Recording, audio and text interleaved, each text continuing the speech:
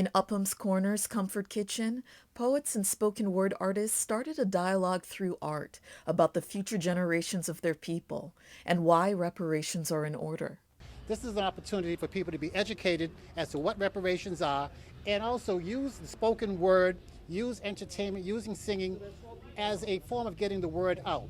Now, if you notice when it comes to reparations in the past, sometimes you see the same faces and sometimes those sort of older folks. So this is an idea tonight to let the younger generation, new generation of new ideas, new thoughts, new ways of presenting reparations, giving them a chance to do it.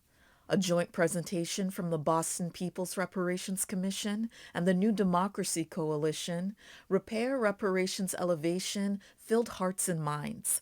Spoken word artist and motivational speaker Mathematics hosted the evening.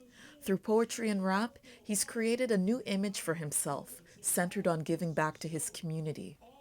Reparations for me means me going out into my community and repairing, the places I sold drugs, going back and helping. Reparations also means holding, the people accountable for slavery so that we can get some things back. I don't think it all has to revolve around money. I think it's important to have school education in place, systems in place that can help us elevate as a people. Cities like San Francisco and Chicago are exploring what reparations may look like to people who've been affected by systemic racism and the long-lasting effects of the transatlantic slave trade. And now, Mayor Wu's new reparations task force is taking on the challenge of shaping the future of Boston's communities. Because it's not just about a check.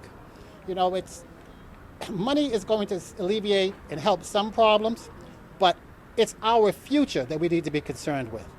It's not just having money now, it's what are we going to do for future generations, just like those past generations that have suffered.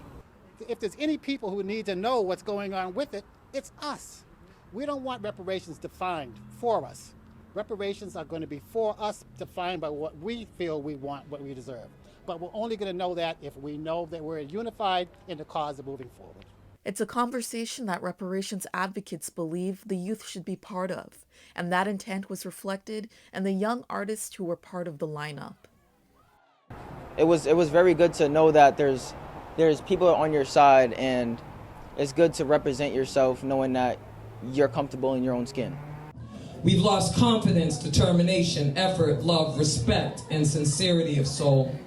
We can't afford to keep traveling this road. So let's get our act together, desiring to be straight. The time is way overdue, no longer can we wait.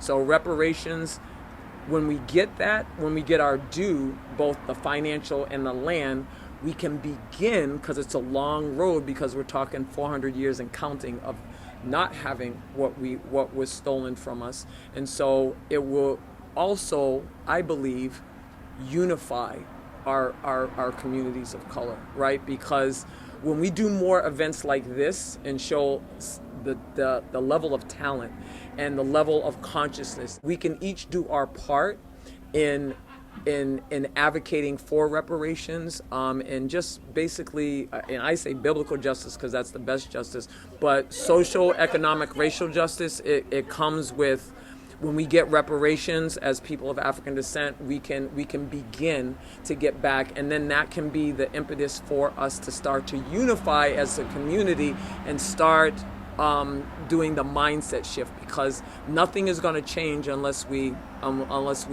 do the mindset shift and start to interact with each other on a more holistically healthy level.